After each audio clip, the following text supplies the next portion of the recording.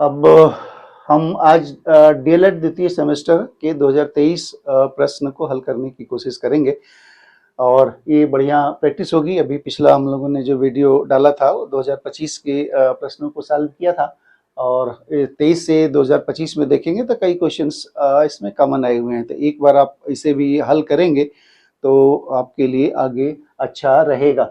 तो इसमें हम देखते हैं कि पहला क्वेश्चन चाहे वो 42वां संविधान संशोधन किया गया था। 4 ऑप्शंस दिए गए हैं, 1972, 1976, 1980 और 1978। तो इसका आपका सही उत्तर है 1976। 1976 में ये 42वां संविधान संशोधन किया गया था। उस समय कांग्रेस सरकार थी और ये बहुत ज़्यादा इसमें संशोधन किए गए थे 42 में से, इसलिए कभी कभी इसे मिनी कॉन्स्टिट्यूशन भी कहते हैं। बाद में बहुत सारे इसके संशोधन 44वें संविधान संशोधन के द्वारा करेक्ट किए गए, ठीक किए गए। तो आप याद रखो 42वां संविधान संशोधन 1976 में हुआ था। न्याय पंचायत का कार्यकाल कितने वर्षों का होता है? तो न्याय पंचायत कार्यकाल भी बाकी कार्यकालों की तरह 5 वर्ष होता है।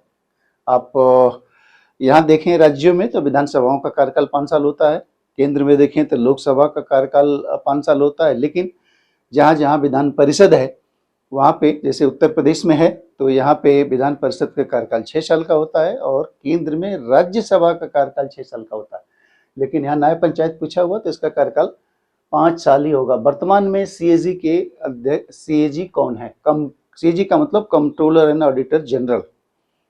कंट्रोलर ऑडिटर जनरल चूंकि 23 का प्रश्न पत्र पूछा हुआ है तो उस समय 23 में तो ये थे गिरीश चंद्र मुर्मू, लेकिन अब आज 2026 है तो आज के कंट्रोलर जनरल हैं के संजय मूर्ति। के संजय मूर्ति याद रखिए आप लोग, हो सकता है कि इस साल पूछ दे। के संजय मूर्ति है जो गिरीश चंद्र मुर्मू के बाद आए हैं। ये हिमाचल कैडर के आईएएस अधिकारी हैं और यहाँ आने से पहले ये हायर एजुकेशन में सचिव केंद्र सरकार में हुआ करते थे। तो ये के संजय मूर्ति ये वर्तमान में है। तो भारत के राष्ट्रपति की स्थिति ब्रिटेन के सम्राट से मिलती जुलती है, किसने कहा? तो ये स्टेटमेंट है डॉक्टर अम्बेडकर का। तो ये आप लोग याद रखिए कि भारत में राष्ट्रपति की जो पोजीशन है या जो उनकी स्थिति है वो ब्रिटेन के सम्राट से मिलती जुलती है। ये एग्जीक्यूटिव हेड होते हैं इन्हें। अब बोलते हैं तो चलिए आगे। ये है कि सामंतवाद का पतन किस सदी में हुआ? सामंतवाद जनरली ब्रिटेन के इस्तेमाल किया था, अपने यहाँ भी इस्तेमाल किया था। राजपूत काल में ज़्यादातर ये वो सब चीज़ें थी और लेकिन पूरा देखें तो इसका 14वीं या 15वीं शताब्दी में ये सामंतवाद खत्म हुआ था। तो 12वीं 13वीं 11वीं 15वीं दिया हुआ तो इसका उत्तर सीधे से 15वीं शताब्दी इसका उत्तर होगा कि सामंतवाद 15वीं शताब्दी में समाप्त हुआ। नीचे पूछा हो सबसे अच्छा लोहा माना जाता है, किसे माना जाता है? तो इसमें दिया हुआ सिडेराइट, लिमोनाइट, हेसेटाइट और मैग्नेटाइट। तो हेसेटाइट तो कुछ होता नहीं, हीमेटाइट होता है। और इसका सबसे अच्छा लोहा जो माना जाता है वो है मैग्नेटाइट। मैग्नेट जो चुंबक होता है तो ये मैग्नेटाइट, उसे याद रखिए। जितने भी लोहे की क्वालिटी है वो चाहे जो भी है उसमें सबसे अच्छी क्वालिटी का लोहा जो माना जाता है जिसमें आयरन कंटेंट सबसे ज़्यादा होता है वो मैग्नेटाइट। मैग्नेट से आप लोग इसे याद रखिए। आगे का सवाल हम लोग देखते हैं। अकबर के नवरत्नों में कौन शामिल नहीं था? ये सवाल है। 4 ऑप्शंस दिए हुए हैं, अबुल फजल, तानसेन, रैदास और फैजी। तो फैजी भी थे, तानसेन भी थे, अबुल फजल भी थे, अकबर थे और अकबर कह रहे बिरबल थे, मुल्ला दो प्याजा थे, रहीम दास थे, कई लोग थे। ये रैदास नहीं थे। रैदास तो संत थे जिसे मीराबाई के गुरु भी माना जाता है।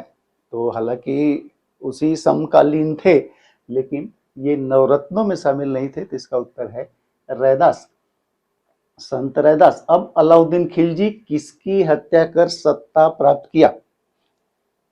तो खिलजी वंश की संस्थापना जलालुद्दीन खिलजी ने की थी और जलालुद्दीन खिलजी का ये भतीजा भी था और दामाद भी था। इसने जलालुद्दीन खिलजी की हत्या करके ये सत्ता प्राप्त किया था? तो इसका उत्तर जलालुद्दीन खिलजी। इल्तुतमिश है नहीं, इल्तुतमिश गुलाम वंश का था, कुतुबुद्दीन ऐबक का ये दामाद था। इल्तुतमिश को हम गुलामों का भी गुलाम कहते हैं, क्योंकि कुतुबुद्दीन ऐबक खुद मोहम्मद गोरी का गुलाम था और कुतुबुद्दीन ऐबक का गुलाम इल्तुतमिश था, इसलिए गुलामों का गुलाम भी इसे बोलते हैं। जौहर प्रथा प्रचलित थी, जानते हैं आप लोग, राजपूत काल में थी ये, इसमें कोई ज्यादा करने की जरूरत नहीं। सल्तनत काल, मुगल काल, मौर्य काल, तो राजपूत काल में जौहर प्रथा प्रचलित थी। अब मुद्रा का नियमन कौन करता?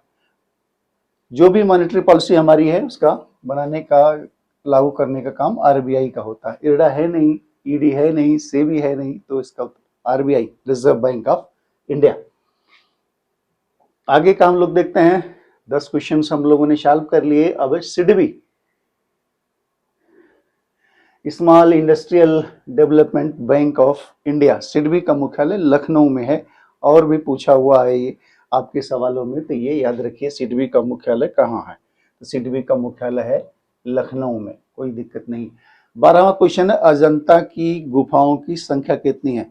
अजंता और एलोरा दो महत्वपूर्ण केव स्ट्रक्चर है, गुफाएं, दोनों महाराष्ट्र में है, औरंगाबाद डिस्ट्रिक्ट में है। एक औरंगाबाद की इस कोने पे है, दूसरे इस कोने पे, और ये ज्यादातर अजंता की गुफाएं गुप्ता पीरियड की हैं। इससे भी सवाल पूछता है कहाँ की हैं, तो गुप्ता पीरियड हमेशा याद रखो। इनकी संख्या 29 कंप्लीट है, एक आधी अधूरी है, लेकिन उसको मिला के 30 मानी जाती है, तो इसका उत्तर होगा 30। ये बुद्ध की गुफाएं हैं और ज्यादातर ये गुप्ता पीरियड की बनी हुई है या उसी काल की ये मानी जाती है। 30 गुफाएं इसका उत्तर है। अब सबसे पहले भारत आने वाला चीनी यात्री, ये सवाल थोड़ा सा ठीक नहीं है, कि मतलब थोड़ा सा वेग सा पूछा हुआ, क्योंकि इसमें पूछा सबसे पहले भारत आने वाला चीनी यात्री। अब इसमें आंसर जो दिया Wenchang, Ibn Battuta, Marco Polo और मेगास्थनीज, इसमें से एक ही चीनी यात्री है, वो है वेनचांग, बाकी है ही नहीं है। तो क्वेश्चंस कुछ इस तरह से पूछना चाहिए था कि इसमें से कौन चीनी यात्री जो भारत आया तो अच्छा होता, या 2-3 चीनी यात्रियों के नाम देते तो उसमें पूछते कि पहले कौन आया था, तो आपका उत्तर होता। तो एक ही चीनी यात्री है वेनचांग। आप देखें मेगास्थनीज ये ग्रीक एम्बेसडर था जिसने इंडिका लिखी है, ये चंद्रगुप्त मौर्य के दरबार में था। मार्को पोलो इटली का था, ये विजयनगर एम्पायर के समय आया हुआ था। इब्न बतूता ये मोहम्मद बिन तुगलक के समय था, ये मोरक्कन था, अफ्रीका की एक कंट्री है उसे मोरक्को, ये वहां का था। तो 3 तो है ही नहीं चीन के, तो सबसे पहले आने वाला चीनी यात्री, चलिए क्वेश्चन है तो है, क्योंकि एक ही इसमें चीनी यात्री है तो आप हमेशा इसको वेनचांग ही लगाएंगे, इसका दूसरा ऑप्शन हो नहीं सकता। अब देखें भारत में सर्वाधिक वर्षा वाला स्थान, तो सर्वाधिक वर्षा का स्थान इसमें है मासिनराम। मासिनराम से पहले चेरापूंजी हुआ करता था, दोनों चेरापूंजी और मासिनराम दोनों आपके नॉर्थ ईस्ट, उत्तर पूर्वी राज्य हैं। मेघालय उसके ये 2 प्लेसेस हैं, चेरापूंजी और मौसिनराम। तो आज की तथा में विश्व में सबसे अधिक बारिश कहाँ होती है? मौसिनराम में। तो ये मेघालय में पड़ता है। वैसे ये भी पूछ सकता है किस राज्य में होती है या किस मौसिनराम किस प्रदेश में है, तो ये मेघालय। अब लास्ट आपका प्रश्न है, सूर्य का प्रकाश पृथ्वी तक पहुंचने में कितना समय लगता है? आपको मालूम होना चाहिए कि सूर्य का जो प्रकाश है उसकी स्पीड होती है 3 लाख किलोमीटर पर सेकेंड। इतनी स्पीड से ट्रेवल करती है लाइट, लगभग 3 लाख किलोमीटर पर सेकेंड। और भारत तक आने, मतलब पृथ्वी तक आने में, भारत नहीं बल्कि पृथ्वी तक सूरज से आने में ये 8.3 मिनट लगभग, या कहीं कहीं 8.2 मिनट लिखा हुआ, तो 8 मिनट 3 सेकेंड की दूरी लगती है। आप चंद्रमा बहुत नजदीक है, चंद्रमा से पृथ्वी तक प्रकाश आने में 1.2 सेकेंड या कहीं कहीं 1.3 सेकेंड लिखा हुआ, तो वो भी पूछता है। तो सूर्य से है तो चंद्रमा का भी पूछ सकता है, 1.3 सेकेंड। तो ये आपका खत्म हुआ वस्तुनिष्ठ प्रश्न। अब हम लोग देखेंगे अति लघुत्तरीय। ये भी एक नंबर का सवाल होता है, लेकिन थोड़े से आपको एक लाइन इसमें लिखने पड़ते हैं। तो है क्या, इसको हम लोग देखते हैं। पहला इसमें पूछा है गुलाम वंश की स्थापना किसने की। 25 का हम लोग क्वेश्चन सॉल्व कर रहे थे, उसमें लिखा हुआ गुलाम वंश की का प्रथम शासक कौन था। इसमें पूछा था गुलाम वंश की स्थापना किसने की। तो चीजें वही है, स्थापना जिसने की जाहिर सी बात है वही प्रथम शासक भी होगा, तो वही चीज है। तो गुलाम वंश की स्थापना की थी कुतुबुद्दीन ऐबक ने। तो इसका उत्तर कुतुबुद्दीन ऐबक हुआ। गुप्त काल के किन्हीं दो शासकों के नाम लिखिए। ऐसा सवाल उसमें भी पूछा था 25 में, वो शायद मेरे हिसाब से राष्ट्रकूट या पल्लव का किसी का पूछा था। यहाँ पूछा गुप्त काल के किन्हीं दो शासकों का नाम लिखिए। तो गुप्त काल में तमाम शासक हुए, किन्हीं आप दो का लिख सकते हैं। इसमें चंद्रगुप्त हैं, समुद्रगुप्त है, चंद्रगुप्त विक्रमादित्य है, स्कंदगुप्त है, कुमारगुप्त है, भानुगुप्त है, बहुत से शासक हुए हैं। किन्हीं दो के आप नाम लिख लीजिए, आपका काम 1 नंबर आपको मिल जाएगा। चट्टानें कितने प्रकार की होती हैं? रॉक्स तो पढ़ा होगा, हम लोगों ने देखा भी था। चट्टानें 3 तरह की होती हैं, इग्नियस रॉक, सेडिमेंट्री रॉक और मेटामॉर्फिक रॉक। जिसे आप हिंदी में कहें तो आग्नेय शैल, अवसादी शैल, और एक होती है मेटामॉर्फिक रॉक या कायांतरित या रूपांतरित शैल। तो ये 3 रॉक चट्टान होती है। तो वही आपको यहाँ पे लिखना है। कितने प्रकार की हो? 3 प्रकार की होती है, उनके नाम लिख दीजिए, 1 नंबर आपको कंप्लीट मिल गया। पृथ्वी की आकृति कैसी है? ये नीचे कक्षाओं का सवाल है, पूछता है। अब सारे लोग मान रहे हैं इसे पृथ्वी एक नारंगी की तरह गोल है। से नारंगी की तरह गोल है, मतलब गेंद की तरह गोल नहीं, बल्कि नारंगी तरह गोल है, क्योंकि वो ध्रुवों पे थोड़ी चपटी है और बीच में इक्वेटर पे थोड़ी बल्ज मतलब फूली हुई है। तो इसे हालांकि अंग्रेजी में से जियोइड शेप कहते हैं।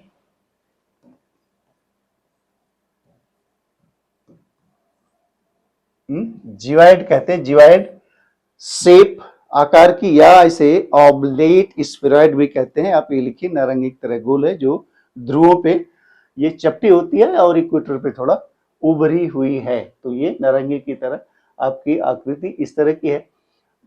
बासल्ट किस चट्टान का उदाहरण है? तो हमारा जो डक्कन प्लेट्यू है बासल्ट का बना हुआ, जाहिर सी बात है ये इग्नियस या आपका आग्नेय शैल है। तो आग्नेय शैल का उदाहरण है बासल्ट। पूरा डक्कन ये बासल्ट चट्टानों का ही बना हुआ है हमारा। तो आगे देखते हैं हम लोग। ये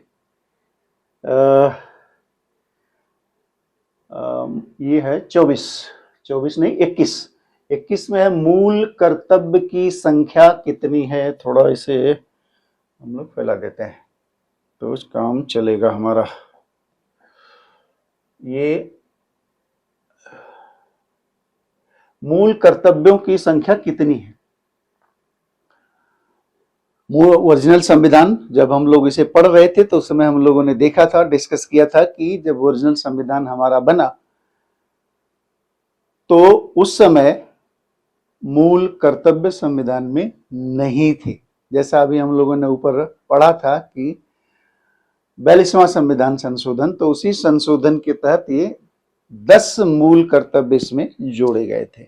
बाद में 86वें संशोधन में राइट टू एजुकेशन और जोड़ा गया, तो इस समय 11 मूल कर्तव्य हैं। ये सवाल पूछ सकता था कि कौन सा इसमें मूल संविधान में नहीं था।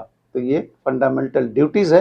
ये संविधान में देखें तो संविधान के भाग 4 में 4A आर्टिकल 51A अनुच्छेद 51A में लिखा हुआ है। तो मूल कर्तव्यों की संख्या पूछा है तो ये सीधे से वर्तमान में ये 11 हैं। ठीक है। चालुक्य वंश का संस्थापक कौन था? अभी ऊपर गुलाम वंश का संस्थापक पूछा था, तो आप जरा इस पे ध्यान दीजिए कौन कौन से साम्राज्य हुए, उनके संस्थापक कौन थे। चालुक्य वंश का संस्थापक पुलकेशिन प्रथम को माना जाता है और पुलकेशिन द्वितीय के पिता थे। पुलकेशिन द्वितीय के बारे में आप लोगों ने पढ़ा होगा कि हर्षवर्धन से इनका युद्ध हुआ था नर्मदा तट पे, जिसे पुलकेशिन द्वितीय ने हर्ष को हराया भी था। तो उसके फादर थे। तो इसका चालुक्य वंश का संस्थापक पुलकेशिन प्रथम, ये इसका सही उत्तर है। दुग्ध क्रांति के जनक कौन थे? भारत से लेना देना है इसका।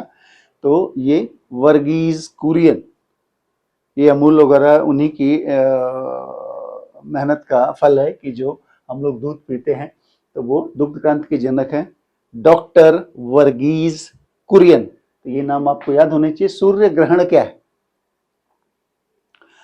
सूर्य ग्रहण, चंद्र ग्रहण आप लोग इजिली जानते होंगे। सूर्य ग्रहण, तो सूर्य ग्रहण एक सूर्य ग्रहण चंद्र ग्रहण दोनों खगोलीय घटनाएं, तो लिखो ये खगोलीय घटना है। इसमें पृथ्वी और सूरज के बीच में चंद्रमा आ जाता है और चंद्रमा की छाया पृथ्वी पर पड़ती है।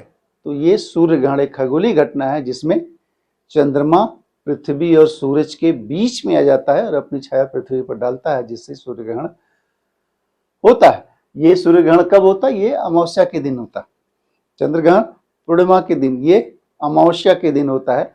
और सूर्य ग्रहण जनरली होता है तो बताते हैं कि लोग आप बाहर ना निकलें, इसमें से रेस जो निकलती है खतरनाक है, आंखें खराब हो सकती हैं, तो सारी चीजें जुटी है। और एक साल में 2 से 5 सूर्य ग्रहण हो सकते हैं। 5 बड़ा ही रेयर इवेंट है, ये बहुत रेयर देखा जाता है। पिछला 1935 में देखा गया था, तो बहुत ही रेयर इवेंट है, लेकिन 2 से 5 एक साल में सूर्य ग्रहण हो सकते हैं। अब ज़्यादा है नहीं, क्योंकि आपको थोड़े लिखने हैं। तो सूर्य ग्रहण क्या है? तो लिखिए खगोलीय घटनाएं हैं। इसमें चंद्रमा सूर्य और पृथ्वी के बीच आ जाता है, अपनी छाया डालता है, और ये जनरली आपके अमावस्या के दिन होता है। अब चलिए मौलिक अधिकारों से क्या समझते हैं। तो मौलिक कर्तव्य भी पूछ दिया यहाँ पे, और मौलिक अधिकारों से आप क्या समझते हैं। मौलिक अधिकार क्या है? तो मौलिक अधिकार कुछ ऐसे अधिकार हैं जो किसी भी मनुष्य के या किसी व्यक्ति के सर्वांगीण विकास के लिए आवश्यक होते हैं। तो ऐसे अधिकारों को मूल अधिकार कहते हैं। और भारत में इसे 6 मूल अधिकार हमारे संविधान में वर्णित है, जो संविधान के भाग 3 और आर्टिकल भाग 3 में है। और इसे अगर अनुच्छेद की बात करें तो अनुच्छेद 12 से 35 के बीच में ये मेंशन है, और टोटल इनकी संख्या है 6। तो 6 मूल ऐसे अधिकार हैं जो किसी भी व्यक्ति के सर्वांगीण विकास के लिए आवश्यक होते हैं। और ये भारत के संविधान के भाग 3 आर्टिकल 12 से 35 के बीच वर्णित है, और उनकी कुल संख्या 6 है। इससे ज्यादा आपको लिखने की जरूरत नहीं है कि आपका सवाल एक ही नंबर का पूछा हुआ। तो आगे देखते हैं क्या है। अब है मृदा अपरदन से आप क्या समझते हैं?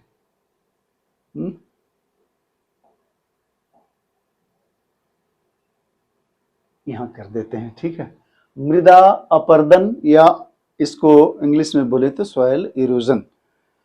जानते हैं सॉइल का ऊपरी लेयर ही उपजाऊ होता है, और वो भी वहां से उठा के कहीं बाहर ले जाए या उड़ा ली जाए, तो ऐसी गतिविधियों को सॉइल इरोजन कहते हैं।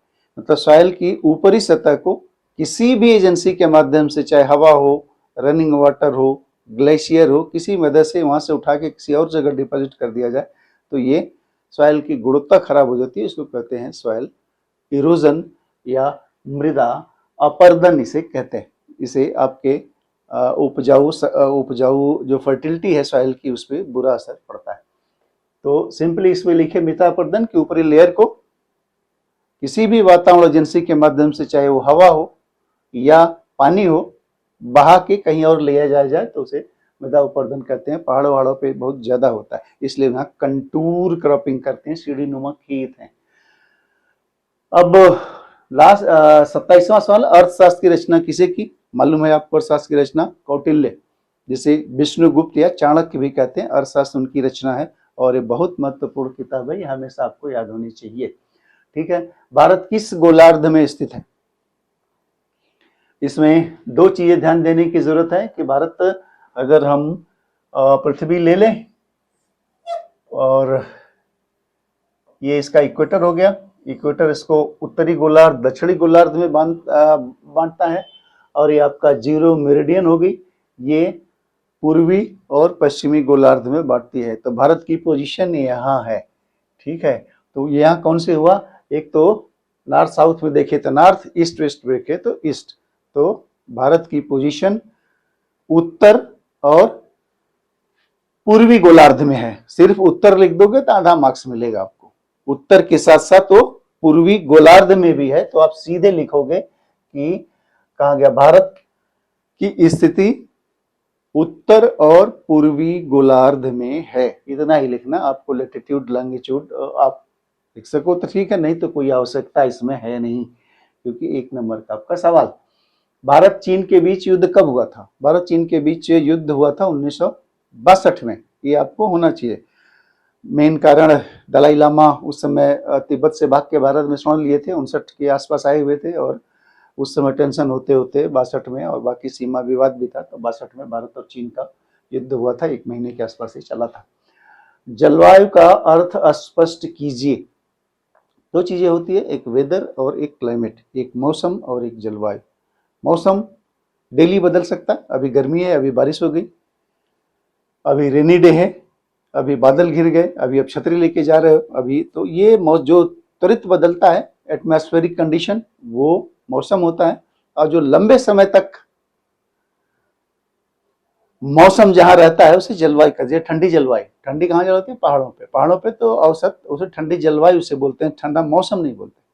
ठंडी जलवायु मतलब वो हमेशा ही ठंडी, लगभग 3-4 महीने ठंडी तो पड़ती है, 6 महीने, 7 महीने, 8 महीने। बहुत सी जगह जैसे आपने चेरापूंजी और मासिनराम देखा, वहां पे बारिश ही बारिश होती है। तो कहीं गर्मी ही गर्मी, राजस्थान में चले जाओ तो इस तरह की चीजें। तो वहां पे क्लाइमेट, तो एवरेज वेदर कंडीशन, औसत जो एटमॉस्फेरिक कंडीशन है, जिसमें टेम्परेचर है, प्रेशर है, वाटर वेपर है, रेनफॉल है, जो एटमॉस्फेरिक कंडीशन, इनका average ever condition of a place in long time, लंबे समय तक एक स्थान पे जो औसत वातावरण की स्थिति है उसे हम जलवायु कहते हैं। तो ये अब हमेशा आपको याद होना चाहिए, जलवायु लंबे समय तक, लगभग 30 साल तक लगभग जनरली एक ही मौसम रहता है, तो 30 साल तक होता है। तो वेदर तो जल्दी बदलता है, लेकिन ये एवरेज वेदर कंडीशन या औसत वातावरण या औसत वायुमंडलीय कंडीशंस या दशा जहाँ पे सेम रहती है उसे हम जलवायु कहते हैं। अच्छे, अब हम 2-2 नंबर के सवाल देखेंगे, 10 होते हैं, 20 नंबर के ये होते हैं, तो फिर इन्हें देखने की कोशिश करते हैं। इसमें हमने आपको, चूंकि ये लगभग 75 शब्द का मतलब 7-8 लाइन आपको लिखना पड़ता है, तो थोड़े से हमने पॉइंट लिख दिए हैं, वो आपको पता लगेगा क्या क्या। तो अच्छे नागरिक के 4 गुण लिखिए। आप सोच लीजिए कि आप नागरिक हैं तो आपको कैसा होना चाहिए, क्या क्या क्वालिटीज आप में होनी चाहिए, तो कुछ भी आप लिखिए। तो पहला तो ईमानदारी और सत्यनिष्ठा, आपको अपने व्यक्तिगत रूप से भी और सार्वजनिक रूप से ईमानदार होने चाहिए, है ना। और सत्यनिष्ठा होनी चाहिए किसी भी प्रति पे, किसी के प्रति, कानूनों के प्रति, किसी के प्रति आपकी सत्यनिष्ठा भी होनी चाहिए। कानून का पालन, जो भी कानून है आपकी अपेक्षा करता है देश की, आप उनका पालन करें। शिक्षा और जागरूकता, आप शिक्षित बने और जागरूक हों। जो भी चीजें आपके आसपास घट रही है उसके बाद आप संवेदनशील बने और लोगों को जागरूक भी करें। आपका परोपकार और सहयोग, ये भी आपकी क्वालिटी है। पर्यावरण के प्रति जिम्मेदारी होनी चाहिए। सहिष्णुता और भाईचारा, ये भी आपकी क्वालिटी है। देशभक्ति और राष्ट्रीयता, ये सारी चीजें हैं, तो क्वालिटी आपको पता है। आप इनमें से कोई 4 आप लिख सकते हैं, इनके बारे में 2-2 लाइन लिख दीजिए। न भी लिख दे, अगर इसकी हेडिंग भी दे देते हैं तो भी आपको मार्क्स तो काफी कुछ मिल ही जाएंगे। अब वनों से लाभ पूछा है 32वां, तो वनों से कुछ प्रत्यक्ष लाभ होते हैं, कुछ परोक्ष लाभ होते हैं। प्रत्यक्ष लाभ होते हैं जैसे हम वहां से लकड़ी प्राप्त करते हैं, वहां से फल फूल वहां से प्राप्त करते हैं, वहां से हम मेडिसिन से या दवाएं प्राप्त करते हैं, ये सब प्रत्यक्ष लाभ हो। जैसे लकड़ी की प्राप्ति हो गई, बहुत से मेडिसिनल प्लांट होते हैं, औषधियाँ हमसे मिलती हैं, पशुओं के लिए फडर चारा मिलता रहता है। हम बहुत से पेड़ है जो हमारे लिए रॉ मटेरियल का काम करता है। रोजगार, बहुत से तेंदू पत्ता बिनते हैं जैसे बीड़ी उद्योग में, उनको रोजगार मिला हुआ है। और महुआ बिनते हैं, या सारी चीजें हैं, तो ये उसे रोजगार भी मिला हुआ है, तो उसके प्रत्यक्ष लाभ है। अप्रत्यक्ष लाभ देखें तो पेड़ जो है कार्बन डाइऑक्साइड लेते हैं और ऑक्सीजन छोड़ते हैं, जो सारे जीवधारी उस पर निर्भर होते हैं। वर्षा में सहायक होते हैं, ये बादलों को अट्रैक्ट करके बारिश में सहायक होते हैं। सॉइल इरोजन को रोकते हैं, इनकी जड़ें जो होती हैं वो सॉइल इरोजन या मृदा अपरदन की रोकथाम कर लेते हैं। बाकी जो भी वाइल्ड लाइफ है जंगलों में ही रहती है, तो एक तरह से वाइल्ड लाइफ का घर भी है। ये अप्रत्यक्ष लाभ होते हैं, इसमें से आप लिख सकते हो। कभी कभी आपके सवाल परीक्षा में पूछता है कि प्रत्यक्ष, 2 प्रत्यक्ष और 2 अप्रत्यक्ष लाभ लिखिए, तो चीजें वही है, जो सीधे हम उससे ले रहे हैं प्रत्यक्ष है, जो इनडायरेक्ट में हम उससे लाभ मिल रहा है वो अप्रत्यक्ष है, तो वो आप लिख लीजिए। मुद्रास्फीति क्या है ये पूछा हुआ अगला सवाल। तो मुद्रास्फीति सारे लोग जानते हैं, उस समय हम लोगों ने पढ़ा था कि मुद्रास्फीति में जनरली देखते हैं कि अगर किसी भी चीज के, सेवाओं के या वस्तुओं के दाम बढ़ रहे हैं तो वो महंगाई बढ़ रही है, वो है मुद्रा, वो है आपका मुद्रास्फीति। थोड़ा छोटा करें, हाँ, तो ये है मुद्रास्फीति।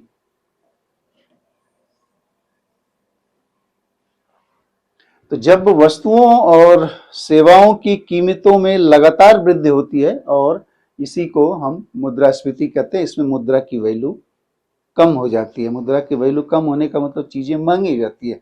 तो 1 रुपए में जो चीजें आप खरीद सकते थे, आप 1 किलो खरीद सकते थे 1 रुपए में, तो आप नहीं खरीद पाते, आप आधा किलो लेते हो, तो मुद्रा की वैल्यू कम हो जाती है, कीमतें लगातार बढ़ती रहती हैं, तो इसे हम मुद्रास्फीति कहते हैं।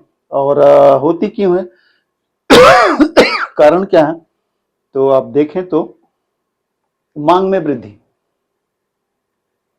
जब भी मार्केट में या किसी भी चीज की डिमांड बढ़ जाती है तो उन वस्तुओं के दाम बढ़ जाते हैं, पहला कारण।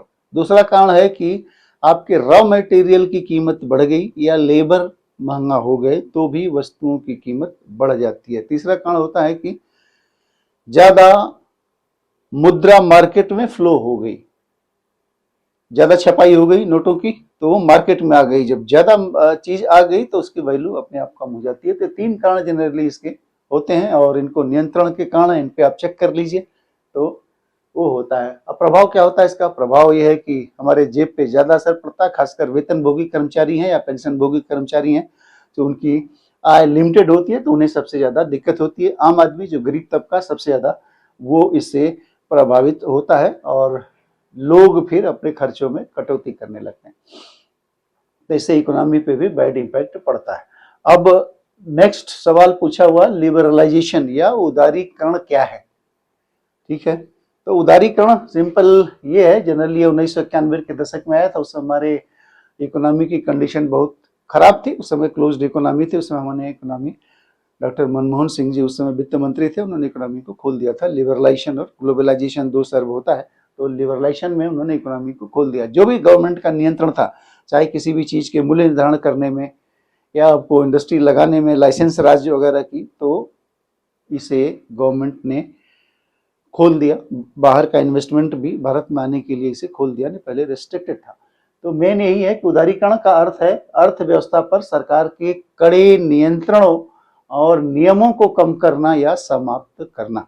जो गवर्नमेंट का नियंत्रण था, उसने नियंत्रण में उसने कमी कर दी या समाप्त कर दिया। मुख्य उद्देश्य क्या था कि हमारे व्यापार और उद्योग को अधिक स्वतंत्रता मिले, ताकि हमारा देश की आर्थिक स्थिति या आर्थिक विकास तेज हो। तो ये उदारीकरण हुआ। विशेषताएं इसकी क्या है आप देख लीजिए। लाइसेंस राज की समाप्ति, हर छोटे छोटे काम के लाइसेंस लेने के लिए आप लाइन में लगे हुए, फिर वहां पे दिक्कतें होती। विदेशी निवेश को बढ़ाना, फॉरेन डायरेक्ट इन्वेस्टमेंट। पहले विदेशी निवेश बड़ा मुश्किल था, लेकिन अब आराम से हो जाता है, 50% से ज्यादा भी होता है। आयात निर्यात में छूट, आप कोई भी चीज बाहर भेजते हैं, मंगाते हैं, तो उसमें पहले रिस्ट्रिक्टेड था, उसमें छूट दे दी गई। निजी क्षेत्र को स्वतंत्रता दे गई कि आप अपनी ग्रोथ करें। और कीमतों का निर्धारण, गवर्नमेंट कीमतों का निर्धारण करती थी, उसे भी मार्केट के फोर्स पे छोड़ दिया कि मार्केट तय करेगी कि उसका मूल्य क्या होना चाहिए। जैसे पेट्रोल और डीजल, किसी जमाने में पेट्रोल डीजल के दाम बढ़ते थे तो फिर किराए बढ़ जाते थे, फिर ऑटो के, टैक्सी के, इसके किराए बढ़ जाते थे, बसों के किराए बढ़ जाते थे। ये गवर्नमेंट उनका मूल्य निर्धारित करती थी। अब उसे मार्केट फोर्स पे छोड़ दिया गया, बाजार की ताकतों पे छोड़ दिया गया। अब हमें पता ही नहीं रहता कब डीजल पेट्रोल महंगा हो रहा है, कब सस्ता हो रहा है। तो ये चीजें हैं, कुछ आपके विशेषताएं उनकी हैं। लाभ इसके भी कुछ हैं, लाभ भी देख लो, आप कुछ भी लिख सकते हो इसमें। बाजार में प्रतिस्पर्धा बढ़ी, जो कि बाहर के लोग आ गए तो प्रतिस्पर्धा बढ़ी, जिससे उपभोक्ताओं को बेहतर और सस्ते उत्पाद मिलने लगे। आपको तरह तरह की वैरायटी मिलने लगी और सस्ते दामों में मिलने लगी। और देश में मुद्रा का भंडार, हमारा फॉरेन रिजर्व बढ़ा, और औद्योगिक उत्पादन बढ़ा, रोजगार के अवसर भी वृद्धि हुए। अब अपर्दन पूछा, 35वां सवाल ये है, अपरदन को परिभाषित कीजिए। फिर है महमूद गजनवी के भारत आक्रमणों का वर्णन करें, संविधान की विशेषताएं बताइए, बजट क्या है, गुप्तकाल के पतन के कारणों का उल्लेख करें, गुप्तकाल को स्वर्णकाल क्यों कहा जाता है। गुप्तकाल के पतन का कारण आपके 2025 में भी पूछा था।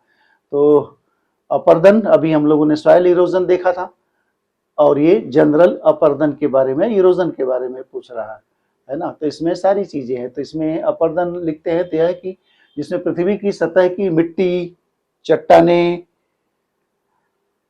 और अन्य पदार्थ जो भी हैं वो हवा के कारण या पानी के कारण या ग्लेशियर के कारण या हो सकता है जैसे लैंडस्लाइड गुरुत्वाकर्षण के कारण अपने स्थान से हटा के कहीं और ले जाई जाती है, तो इस प्रोसेस को अपरदन कहते हैं। तो इस इरोजन और वेदरिंग दोनों में फर्क है। वेदरिंग जिसमें कि वो इरोजन होके या कट छट के या घिस घास के वहीं पड़ी रहती है, लेकिन अपरदन में वो घिसने के बाद उसे उठा के ट्रांसपोर्ट करके दूसरी जगह डिपोजिशन भी कहता है। दोनों में फर्क वेदरिंग और इरोजन में यही है। तो ये हमेशा आपको याद होना चाहिए। अपरदन में पदार्थों का केवल टूटना ही नहीं बल्कि उनका बहकर उड़कर एक स्थान से दूसरे स्थान पर जाना अनिवार्य होता है। अब ये लिखोगे तभी आपको मार्क्स मिलेगा। घिसना, जो घिसा हुआ मटेरियल बचता है वो वहीं पड़ा रहे तो वेदरिंग हुआ, और वहां से हवा या पानी से अपने साथ बहा के ले जाना या उड़ा के ले जाना, कहीं डिपॉजिट करना, तो ये इरोजन हुआ। मतलब घिसना भी और ट्रांसपोर्ट भी करना उसे, तो दोनों है। तो फिर इरोजन हुआ, घिस के वहीं छोड़ देना आपका वेदरिंग हुआ। तो ये चीजें जरूरी है। यह प्रक्रिया धीरे धीरे समय के साथ या तीव्र घटनाओं जैसे बाढ़ है, तूफान है के दौरान तेजी से पृथ्वी की आकृति में बदलाव लाती है। तो ये आपका जनरली ये चीजें होता है। इसको अलग अलग हम लोग नहीं डिस्कस करते हैं कि क्या क्या सॉइल इरोजन है, तो फिर और भी तरह के इरोजन है उनके बारे में, लेकिन इतना से आपका काम चल जाएगा। अब महमूद गजनवी के विजयों का वर्णन है या उसे अटैक का वर्णन करने के लिए कहा हुआ। तो महमूद गजनवी ने 1100 नहीं बल्कि 1000 से 1027 ईस्वी, 27 सालों में भारत पे उसने 17 बार आक्रमण किया और बहुत से हमारे मंदिरों को लूटा, लोगों को मारा, बंधक बना के ले गया। तो कुल ये भी सवाल पूछता है कि महमूद गजनवी ने भारत पे कितने बार आक्रमण किया, तो 17 बार किया, 1000 से 1027 के बीच। और मुख्य उद्देश्य क्या था उसका आक्रमण का, तो मुख्य देश जहां तक मानते हैं धन लूटना, ठीक, इस्लाम का प्रचार करना और अपने शक्ति या सैन्य का विस्तार करना था। तो जनरली 3 कारणों को, धन लूटना, इस्लाम का प्रचार करना और अपने को स्थापित करना, अपनी सैन्य ताकत को बढ़ाना था। अब प्रमुख आक्रमण देखें तो कुछ इसके आक्रमण हमने जो प्रमुख हमने लिखा। 1001 ईस्वी, 1000 ईस्वी में पंजाब में हिंदू शाही किंग थे जयपाल पे इसने अटैक किया था, और वो जब हार गए तो उन्होंने सुसाइड कर लिया। उनका बेटा हुआ फिर आनंदपाल। फिर 1009 में, फिर 1009 नहीं बल्कि 1008 में फिर उन्होंने आनंदपाल से युद्ध किया, फिर उसने आनंदपाल को भी हराया। 1001 ईस्वी में उसने कांगड़ा के नागरकोट पे हमला किया और मंदिरों को वहां पे उसने लूटा था। उसके बाद आप देखें तो 1118 है, इसमें मथुरा और कन्नौज के मंदिरों को उसने लूटा था। और जो सबसे महत्वपूर्ण है 1125, जिसमें उसने सोमनाथ मंदिर को लूटा था, जिसे हम लोग जानते थे। तो ये भी सवाल आपसे पूछता है कि सोमनाथ मंदिर को कब लूटा था, तो 1025 है, ठीक है। तो ये है कितने बार उसने अटैक किया था, 17 बार। 1000 से 1027 के बीच में उसने 17 बार भारत में आक्रमण किया था। और लास्ट उसका आक्रमण था 1127 में, जब यहाँ से जब ये सोमनाथ मंदिर को लूट करके जब वापस लौट रहा था, तो सिंधु में जाटों ने उसे बहुत परेशान किया, छुप के उस पर हमले किए, तो नाराज हो गया। उसमें फिर उसने 1127 में फिर उनके खिलाफ उसने युद्ध किया। तो इसका लास्ट युद्ध था। और जनरली ये 1100 नहीं है बल्कि 1000 है, ये कंफ्यूज मत होइए, यहाँ गलत लिखा हुआ है ना। तो 1025 में सोमनाथ मंदिर को लूटा था, 1027 में उसने लास्ट आक्रमण किया और 1030 में उसकी मृत्यु भी हो गई थी, और मृत्यु भी अच्छी उसकी नहीं हुई थी। तो जो अच्छा काम नहीं करता उसकी मृत्यु भी अच्छी नहीं होती। तो ये महमूद गजनवी के आक्रमण के बारे में था, आप लिख सकते हो, कोई दिक्कत नहीं है। और अब पूछा हुआ 37 में भारत के संविधान की विशेषताओं के बारे में बताइए। तो हमने पॉइंट्स लिख दिया था, इसमें से आप पॉइंट्स के बारे में इलेबोरेट करते होगे, आपने पढ़ा भी होगा, फिर भी एक बार हम तेजी से हम लोग इसे डिस्कस कर लेते हैं। तो पहला बिंदु जब भी लिखिए कि भारत का संविधान विश्व का सबसे बड़ा या सबसे लंबा लिखित संविधान है। हमारा लिखित संविधान है, जैसे ब्रिटेन का संविधान लिखित नहीं है, अमेरिका का संविधान लिखित है, हमारा संविधान लिखित है। तो विश्व का सबसे बड़ा लिखित संविधान है। जब ये लागू हुआ था 26 जनवरी 1950 को, तो इसमें 395 अनुच्छेद थे, 22 भाग थे और 8 अनुसूचियां थी। तो ये पॉइंट महत्वपूर्ण है, सबसे बड़ा है। इस समय जब लागू हुआ था तो इतने संविधान में इतने अनुच्छेद थे, इतने भाग थे और 8 अनुसूचियां थी। आज 12 अनुसूचियां हो चुकी हैं। इसमें सवाल आपको पूछ सकता था, जब लागू हुआ था तो 8 अनुसूचियां थी, आज 12 अनुसूचियां। जैसे उधर पूछा था कि कितने फंडामेंटल ड्यूटीज या मौलिक कर्तव्य हैं। दूसरा है कठोरता और लचीलेपन का मिश्रण है। बहुत से हमारे इसके जो प्राविधान है उसको हम साधारण बहुमत से संशोधन कर पाते हैं, कुछ ऐसे प्राविधान है जिसके लिए हमें स्पेशल बहुमत की जरूरत होती है। तो कठोरता और लचीलेपन का ये मिश्रण है, इज इक्वल टू। तीसरा सबसे महत्वपूर्ण है संसदीय शासन प्रणाली। हमारे यहाँ पार्लियामेंट्री फॉर्म ऑफ गवर्नमेंट है, प्रेसिडेंशियल फॉर्म ऑफ गवर्नमेंट नहीं है जैसे कि अमेरिका में है। ब्रिटेन में पार्लियामेंट्री फॉर्म ऑफ गवर्नमेंट है, पार्लियामेंट है यहाँ। तो हमने ये पार्लियामेंट्री फॉर्म ऑफ गवर्नमेंट या संसदीय शासन प्रणाली ब्रिटेन से अडॉप्ट की है। इसके अलावा मौलिक अधिकार और कर्तव्य, फंडामेंटल राइट्स और फंडामेंटल ड्यूटी, हमारे संविधान में अपने नागरिकों को 6 मौलिक अधिकार दिए गए। जैसा हम लोगों ने देखा कि संविधान के पार्ट 3 में 12 से 35 आर्टिकल में ये आपके फंडामेंटल राइट्स लिखे हुए हैं। और कर्तव्य, मौलिक कर्तव्य भाग 4 में नीति निर्देशक तत्वों जिसमें है उसमें है। तो ये 4th ए और 51A अनुच्छेद में 11 कर्तव्य लिखे हुए हैं। पंथ निरपेक्ष राज्य, पंथ निरपेक्ष सेक्युलर स्टेट है। यहाँ पे सेक्युलर स्टेट का मतलब क्या होता है कि हमारे देश का कोई राष्ट्रीय धर्म नहीं है, सभी धर्मों को बराबर अधिकार प्राप्त है। तो ये सेक्युलरिज्म का मतलब होता है। सेक्युलरिज्म का मतलब देश का कोई धर्म नहीं है, जितने भी धर्म हैं उनको सबको बराबर अधिकार प्राप्त है। तो ये होगा पंथ निरपेक्ष राज्य। अगला है स्वतंत्र और एकीकृत न्यायपालिका। हमारी न्यायपालिका फ्री है, कहीं कोई इस पे किसी का दबाव नहीं है और ये एकीकृत है। एकीकृत मतलब नीचे से है, नीचे लोअर कोर्ट, फिर डिस्ट्रिक्ट कोर्ट, फिर हाई कोर्ट, फिर सुप्रीम कोर्ट है, नीचे से आप ऊपर तक जा सकते हो। तो एकीकृत है, अलग अलग नहीं है। एकल नागरिकता, सिंगल सिटीजनशिप है। जैसे यूएसए में क्या डबल सिटीजनशिप है, वहां पे व्यक्ति को अपने राज्य का भी नागरिक होना होता है, फिर से यूएसए का भी नागरिक होना होता है। हमारे यहाँ नहीं, हमारे यहाँ किसी भी राज्य के रहने वाले हो आपको भारत का ही नागरिक होना है। तो हमारे यहाँ सिंगल सिटीजनशिप, ये भी हमारी संविधान की विशेषता। नागरिकता हम लोगों ने उस समय पढ़ी थी, आप वीडियो पे देखोगे तो पूरा डिटेल से नागरिकता के बारे में। अगला है सार्वभौमिक वयस्क मताधिकार। जो भी व्यक्ति 18 साल का हो जाता है उसे वोट देने का अधिकार है, वो चाहे किसी भी जाति धर्म का हो, किसी भी मजहब का, सबको अधिकार है, पुरुष और महिला कोई भेदभाव नहीं है। तो सार्वभौमिक वयस्क मताधिकार है। विभिन्न स्रोतों से निर्मित लगभग 10 देशों के संविधानों से हमने अच्छी अच्छी चीजें उनसे ली है और अपने यहाँ पे रखी हुई है। ये उस समय आप लोगों ने देखा था, यहाँ डिस्कस करने की इसको जरूरत हमें नहीं है। तो ये कुछ आपके संविधान की विशेषताएं थी, तो आपको हमेशा याद होनी चाहिए। और जब भी जितना भी पूछे, 4 पूछे, 6 पूछे, आप यहाँ से आप लिख सकते हैं। लास्ट 2 बच्चे हैं हमारे पास, 3 बच्चे हैं। बजट क्या है, बजट के बारे में पूछा। सारे लोग जानते हो बजट आता है साल में एक बार। तो बजट एक निश्चित समयावधि, हमारे यहाँ 1 साल, एक निश्चित समयावधि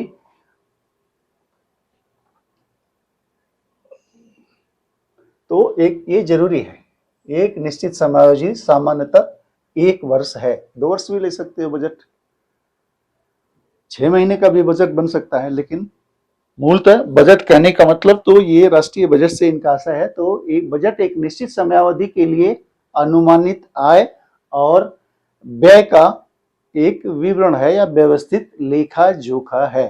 तो एक साल में कितना आय हो रही, कितना व्यय है, उसका ये लेखा जोखा होता है। कितना हमें आय प्राप्त होगी, हुई, हमने ये खर्च किया या इतना प्राप्त होगी, इतना हम खर्च करेंगे, तो बजट आपका वो लेखा जोखा है। और वैसे भी देखें तो ये भविष्य की गतिविधियों का, आर्थिक गतिविधियों का एक खाका होता है कि अगले साल हम क्या क्या करेंगे, हमारे पास आय कितनी है, हमारे पास आय कितनी होनी है, व्यय कितनी होनी है। इसकी कुछ विशेषताएं हम लोग देख लेते हैं। ये अनुमान होता है, ये खर्च नहीं होता। वास्तविक खर्च तो अगले साल के पीछे बताया था, ये वास्तविक खर्च नहीं बल्कि भविष्य का एक अनुमान होता है। ये निश्चित समय अवधि के लिए बनाया जाता है, जैसे हम लोगों ने ऊपर देखा। और इसका मुख्य उद्देश्य क्या होता है, संसाधनों का जुडिशियस प्रयोग। हमें जितना भी हमारे पास उपलब्ध संसाधन है उसका हम कुशलतापूर्वक उपयोग करना और आर्थिक लक्ष्यों को प्राप्त करना जो हमने निर्धारित कर रखा था। तो ये बजट के बारे में है। आपका 2 नंबर का सवाल इस तरह से आता है, तो आप इस पे आसानी से इसे आप कर पाओगे। दूसरा 39वां और 40वां लास्ट सवाल जो दोनों हैं ये गुप्ता काल से संबंधित है। पहला है गुप्त साम्राज्य के पतन के कारण, और 40वां पूछा है गुप्त काल को स्वर्ण युग क्यों कहते हैं। तो ये 23 में भी आया हुआ, 25 में भी आया हुआ। तो गुप्त साम्राज्य से भारतीय इतिहास का स्वर्ण युग कहा जाता है। पतन के कुछ कारण है, 4-5 कारण है, वो आप पॉइंट्स नोट करिए और उसी के आधार पे आप लिख सकते हैं। सबसे बड़ा कारण है हुणों का आक्रमण। हुण क्या, सेंट्रल एशिया की बर्बर जाति थी और ये घोड़े उड़े लेके चलते थे और जिधर ये अटैक कर देते थे वहां सारा मामला साफ कर देते थे। तो बड़े क्रूर और बर्बर लोग थे। तो लगातार गुप्ता पीरियड के समय आक्रमण निरंतर होता रहा और इसने पूरा गुप्त साम्राज्य को छीड़ कर दिया। स्कंदगुप्त लास्ट शक्तिशाली शासक था गुप्त वंश का, जिसने हुणों को हराया था। उसके बाद से फिर कोई उतना शक्तिशाली शासक नहीं हुआ। धीरे धीरे हुणों ने उनकी शक्ति को कमजोर कर दिया। तो सबसे बड़ा कारण हुणों का आक्रमण था, ये तत्कालिक कारण था उनके विघटन का। दूसरा, कमजोर उत्तराधिकारी। जब भी बड़ा साम्राज्य होता है और उसका शासक कमजोर होता है, अयोग्य होता है, तो फिर उसका पतन निश्चित हो जाता है। मौर्य साम्राज्य में सम्राट अशोक कितना बड़ा शासक हुआ करता था कि वैसा आज तक शासक नहीं हुआ, लेकिन उसके मरने के 50 साल 60 साल में ही पूरा मौर्य वंश समाप्त हो गया। तो ये होता है कि अयोग्य शासक या कमजोर उत्तराधिकारी। सामंतों का विद्रोह, ज्यादातर सामंती व्यवस्था थी गुप्त काल में, क्योंकि वहां पे सामंत जिसको गुप्त लैंड ग्रांट दिए हुए थे और वो सेना रखते थे, जरूरत पड़ने पे केंद्र को सेनाएं उपलब्ध कराते थे। जब भी केंद्रीय सत्ता कमजोर होती थी, जो सामंत मजबूत होता अपने को इंडिपेंडेंट घोषित कर लेता था। तो ये सामंतों का विद्रोह भी इसका एक कारण है। दूसरा, आर्थिक गिरावट। इनके व्यापार जो रोम से होते थे वो कट हो गए, क्योंकि हुणों का उधर आक्रमण होता था तो सारे रास्ते को उन्होंने, जिस रास्ते से होता था उसे चेक कर दिया, तो फिर उधर से व्यापार कम हो गया। बाकी इंटरनल ट्रेड्स वगैरह भी उनका प्रभावित हुआ, तो इनकी आर्थिक स्थिति भी उतनी अच्छी लास्ट में नहीं रह गई थी। और चूंकि प्रशासनिक इनका विकेंद्रीकरण था, जैसे सामंतों का विद्रोह था, वैसे ही इन्होंने पावर अपने बांट रखे थे और जब राजा कमजोर हुआ तो फिर वो व्यवस्था धूल धूसरित हो गई। और लास्ट के एक और माना जाता है कि लास्ट के जो इनके गुप्त काल के शासक थे उनका झुकाव बौद्ध धर्म की हो गया। बौद्ध धर्म में अहिंसा का जोर था, तो फिर आर्मी धीरे धीरे इनकी कमजोर हो गई। अंततः गत्वा फिर गुप्त वंश का या गुप्त साम्राज्य का पतन हो गया। अब लास्ट सवाल है, लास्ट पूछा है, गुप्त काल को भारतीय इतिहास का स्वर्ण युग क्यों कहा जाता है। तो क्यों कहा जाता है, तो गुप्त काल को भारतीय इतिहास का स्वर्ण युग इसलिए कहा जाता है क्योंकि इस दौरान कला, साहित्य, विज्ञान, अर्थव्यवस्था में अभूतपूर्व प्रगति हुई। तो इसमें सारों में चीजों में कहोगे, इस दौरान कला में प्रगति हुई, साहित्य में हुआ, विज्ञान में हुआ, अर्थव्यवस्था में अभूतपूर्व प्रगति हुई, इसलिए इसे स्वर्ण युग कहा जाता है। आप साहित्यिक प्रगति में देखें तो उस समय कौन थे, कालिदास ने तमाम नाटक लिखे हुए हैं। विशाख दत्त मुद्रा राक्षस लिखा है। अमर सिंह अमर संहिता इसी दौरान लिखी हुई है। तो साहित्य में बड़े बड़े उस समय नाम हुआ करते थे। रामायण और महाभारत इसी समय फाइनल रूप दिया गया, कंपाइल किया गया इन्हें गुप्ता पीरियड में। भी सवाल कभी कभी आपको पूछता है तो बड़े पुरानी घटनाएं, लेकिन उनको जो फाइनल रूप दिया गया इसी पीरियड में दिया गया। विज्ञान और गणित में देखें तो उस समय आर्यभट्ट और बारहमीर जैसे गणितज्ञ और इस समय इनके समय में थे। कला और वास्तुकला, अजंता और एलोरा की गुफाएं भी ज्यादातर इन्हीं के समय में ज्यादातर रूप दी गई हैं। सुल्तानगंज के बुद्ध की ताबे की प्रतिमा इन्हीं के दौरान उसमें मिली है। मंदिर का निर्माण के दो शैलियां, द्रविड़ शैली और नागर शैली। नॉर्थ इंडिया की नागर शैली है, साउथ इंडिया की द्रविड़ शैली है। तो नागर शैली का विकास भी ये गुप्त पीरियड की देन है। आर्थिक समृद्धि, गुप्त काल शासकों ने बड़ी संख्या में सोने के सिक्के या दिनार जारी किया। तो सोने के सिक्के जारी कर रहे हैं, इसका मतलब उनकी आर्थिक स्थिति बहुत अच्छी रही होगी, नहीं तो चांदी की जारी करते या तांबे के जारी करते। तो वो भी इसकी संपन्नता को दर्शाते हैं। महान शासक हुए हैं समुद्रगुप्त, जिसे भारत का नेपोलियन भी कहते हैं। ये सवाल कभी कभी पूछता है तो आपको पता होना चाहिए। भारत का नेपोलियन कहा जाता है समुद्रगुप्त को। और विक्रमादित्य द्वितीय, जिसे चंद्रगुप्त द्वितीय, जिसे विक्रमादित्य भी कहा जाता है। ऐसे ऐसे स्कंदगुप्त, कुमारगुप्त, ऐसे ऐसे महत्वपूर्ण वहां पे शासक रहे हैं जिन्होंने एक शक्तिशाली साम्राज्य की नींव डाली, उसकी सुरक्षा की और एक व्यवस्था बनाई। इस वजह से प्रजा सुखी थी। लास्ट तो यही कि प्रजा का सुखी होना, तो प्रजा सुखी थी, इसका मतलब वो स्वर्ण युग था। तो ये आपके 2023 का पेपर का हल हुआ। बाकी भी हम लोग अब 22 का 24 का भी हम इसे देखेंगे। तो उम्मीद है कि आपको ये अच्छा लगा होगा, इससे आपको लाभ मिलेगा।